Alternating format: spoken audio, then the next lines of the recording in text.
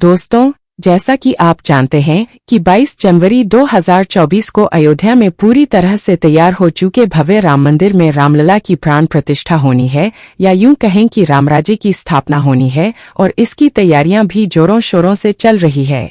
बड़े बड़े नेता और फिल्म अभिनेता राम मंदिर में जाने के लिए लाइन में खड़े हैं, लेकिन दोस्तों, प्राण प्रतिष्ठा से पहले कुछ ऐसी अजीबोगरीब, हैरान कर देने वाली घटना देखने को मिल रही है जिसे देखने के बाद हर कोई आश्चर्यचकित है। और इन चमत्कारिक घटनाओं को प्रभु श्रीराम के नाम से जोड़कर देखा जा रहा है। तो क्या है यह चमत्कार? जानेंगे इस वीडियो में। दोस्तों, आगे बढ़ने से पहले वीडियो को लाइक और चैनल को सब्सक्राइब जरूर कर दें। चलिए वीडियो में आगे चलते हैं। मर्यादा पुरुषोत्तम भगवान श्रीराम का भव्य मंदिर अब बनकर तैयार हो चुका है और प्रभु श्रीराम के बाल स्वरूप यानी रामलला के प्राण प्रतिष्ठा का दिन नजदीक आता जा रहा है और सभी श्रद्धालुजन बेसब्री से 22 जनवरी का इंतजार कर रहे हैं, जब राम जन्मभूमि अयोध्या में प्रभु श्रीराम की चयनित मूर्ति को स्थापित किया जाएगा। जी हाँ दोस्तों, आपको बता देते हैं कि रामलला की 3 मूर्तियों में से एक का चयन कर लिया गया है, जिसको गर्भगृह में स्थापित किया जाएगा। इस दिन सभी भक्तजन इस दिन को दिवाली समारोह की तरह मनाते हुए अपने घरों में दीप प्रज्वलित करने को तैयार हैं। रामलला की प्राण प्रतिष्ठा समारोह, जिसे रामराज्य की स्थापना कहा जा रहा है, 22 जनवरी 2024 को होने वाला है। देश के कोने कोने से उत्साह की लहर सुनाई पड़ रही है। कैसा लग रहा है? मानो पूरा भारतवर्ष राम भक्ति में डूबने को तैयार है।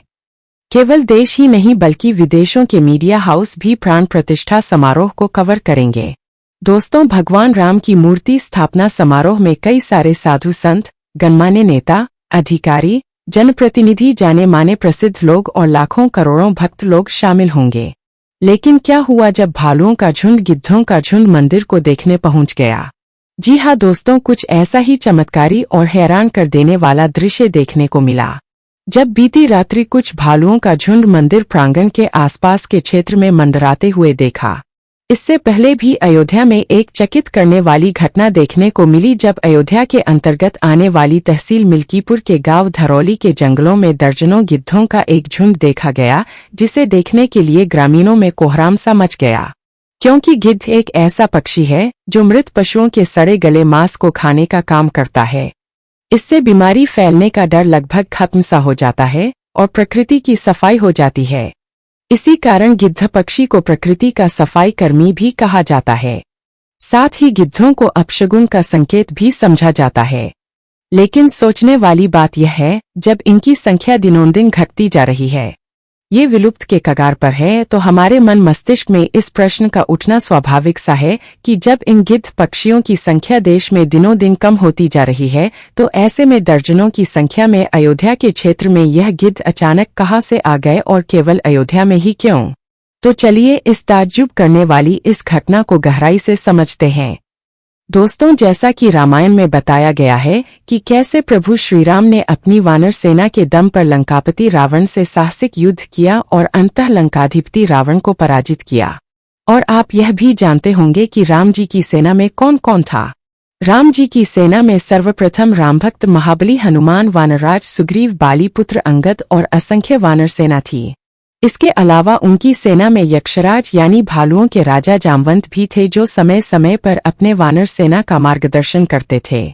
इसके अलावा रामायण में एक घटना का उल्लेख देखने को मिलता है कि महापंडित कहे जाने वाला धूर्त रावण जब माता सीता का हरण करके पुष्पक विमान में बैठाकर लंका ले जा रहा था, अब रावण का सबसे पहला सामना होता है विशाल जटायु पक्षी से।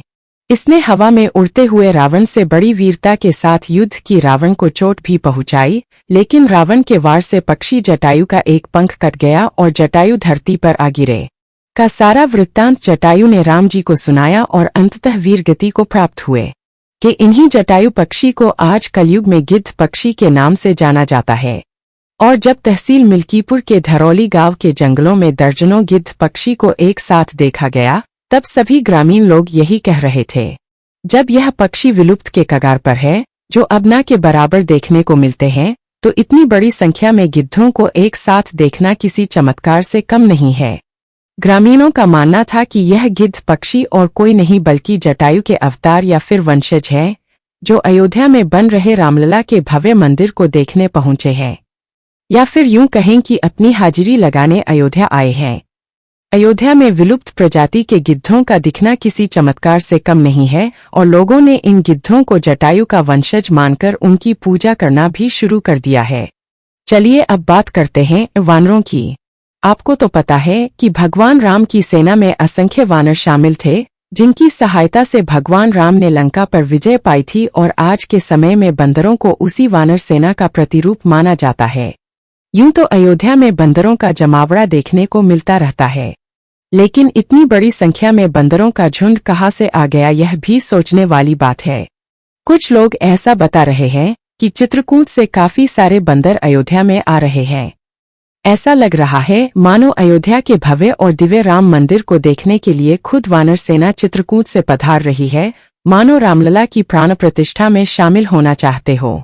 आपको बता देते हैं कि चित्रकूट भगवान राम की कर्मभूमि मानी जाती है, जहां प्रभु श्री राम ने अपनी पत्नी सीता और भाई लक्ष्मण के साथ अपने 14 वर्ष के वनवास में से 11 वर्ष यही चित्रकूट में रहकर बिताए थे। ऐसे में चित्रकूट से वानरों का अयोध्या आना एक दिलचस्प घटना मालूम पड़ती है। जब अयोध्या के आसपास दर्जनों गिद्धों और बंदरों को देखने के बाद भालुओं का झुंड दिख जाए तो यह किसी दैवीय चमत्कार से कम नहीं लगता है, क्योंकि भालू अक्सर जंगलों में पाए जाने वाले जंगली जानवर हैं और रिहायशी इलाकों में भालुओं का आना एक हैरान करने वाली घटना है। रामलला के प्राण प्रतिष्ठा जैसे खास मौके से पहले भालुओं के झुंड को देखना बेशक सभी जनसाधारण को विस्मित कर रहा है।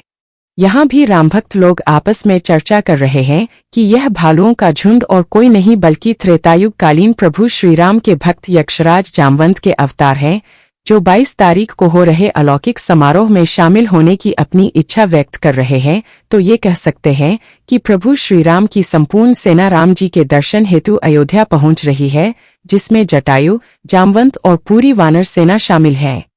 यूं तो हर कोई अयोध्या में भगवान राम के प्राण प्रतिष्ठा समारोह में जाने की मंशा रखते हैं, लेकिन जटायु पक्षी के समान दर्जनों गिद्धों का दिखना और जामवंत का अवतार कहे जाने वाले भालुओं के झुंड को देखना सच में जनमानस को अचंभे में डाल रहा है।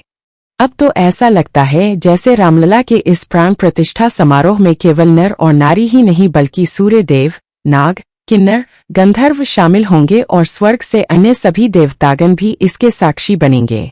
सभी यह देखना चाहते हैं कि मर्यादा पुरुषोत्तम भगवान राम जब बाल अवतार में अयोध्या नगरी में विराजमान होंगे तो कैसे लगेंगे।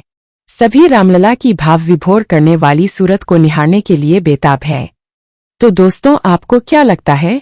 क्या सच में गिद्धों और का आना कोई दैवीय चमत्कार है? क्या सच में साक्षात जटायु और जामवंत प्रभु श्रीराम की जन्मभूमि अयोध्या में मंदिर दर्शन के लिए पहुंच रहे हैं? अपने विचार कमेंट के माध्यम से जरूर लिखें। वीडियो को एक लाइक जरूर करें। फिर से मिलेंगे एक नए वीडियो के साथ, तब तक के लिए धन्यवाद।